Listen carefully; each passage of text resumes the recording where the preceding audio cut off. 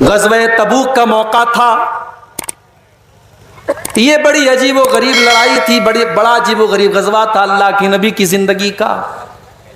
میں اپنے نوجوان بھائیوں سے کہوں گا کبھی یوٹیوب پر غزوہ تبوک کے بارے میں سن لینا, میرے بیان بھی موجود ہے, تم سن لینا.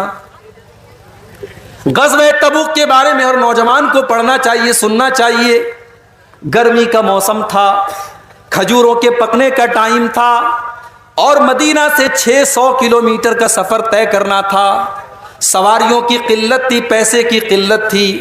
اللہ کے پیارے نبی نے اعلان کیا اس لشکر کے تعاون کے لیے تم اپنا اپنا چندہ دو, جو چندہ دے گا, جو تعاون کرے گا, میں اسے جنت کی گارنٹی دیتا ہوں. صحابہ کرام اپنی اپنی حیثیت کے مطابق, اپنی اپنی طاقت کے مطابق اللہ کے نبی کے پاس آ کر کے تعاون کرنے لگے.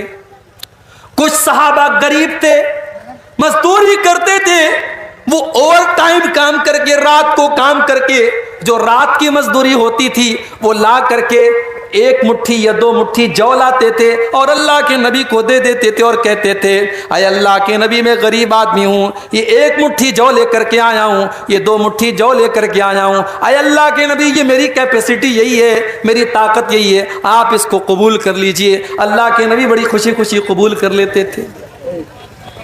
منافق لوگ مذاق اڑاتے تھے, دیکھو یہ 1 مٹھی جو کے ذریعے اسلام کی خدمت کرنے کے لیے آئے ہیں.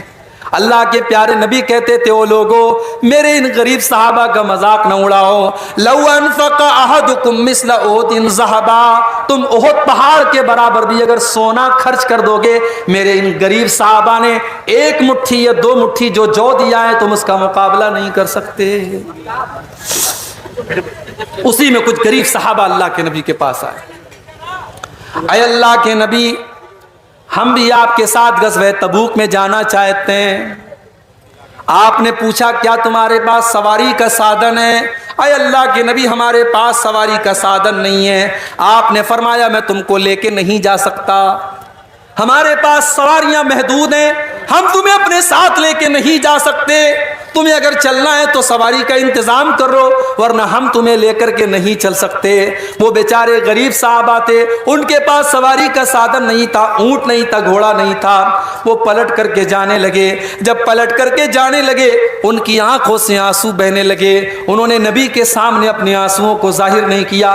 وہ پلٹ کر کے جب جانے لگے تب ان کی آنکھوں سے آنسو بہ رہے ہیں. نبی نے ان کے آنسوؤں کو نہیں دیکھا, مگر اللہ نے قرآن میں ان کے آنسوؤں کا ذکر کیا. قرآن کے 10ویں پارے کے آخر میں اللہ نے فرمایا وَلَا عَلَى الَّذِينَ إِذَا مَا أَتَوْكَ لِتَحْمِلَهُمْ قُلْتَ لَا أَجِدُ مَا أَحْمِلُكُمْ عَلَيْهِ تَوَلَّوْا وَأَعْيُنُهُمْ تَفِيضُ مِنَ الدَّمْعِ حَزَنًا أَلَّا يَجِدُوا مَا يُنْفِقُونَ. اے نبی میرے ان غریب صحابہ کو ذرا دیکھیے جو آپ کے پاس آ کر کے کہتے ہیں کہ اے اللہ کے نبی ہم کو بھی لے کے چلیے, اور آپ کہتے ہیں میرے پاس سواری نہیں ہے. تو اے میرے نبی وہ پلٹ کر کے جب جاتے ہیں تو رونے لگتے ہیں, ان کی آنکھوں سے آنسو بہنے لگتے ہیں. حزنن اللہ یجدوا ما ينفقون, انہیں ملال ہے اس بات کا کہ کاش ان کے پاس بھی اتنا ہوتا کہ آج وہ اسلام کے لیے کچھ کر سکتے. میرے پیارے ساتھیوں یہ نبی کے صحابہ ہیں, ان کی آنکھوں میں اس لیے آنسو ہیں کہ وہ اسلام کی مدد نہیں کر پا رہے ہیں. آج ہمارے پاس گھر ہے, زمین ہے, جائیداد ہے, مال ہے, بہت کچھ ہے, مگر ہم اللہ کے دین کے لیے 1 منٹ نہیں دینا چاہتے ہیں, 1 روپیہ نہیں دینا چاہتے ہیں. ہم کتنے پیچھے ہیں ان چیزوں میں, ذرا ہم اور آپ غور کریں.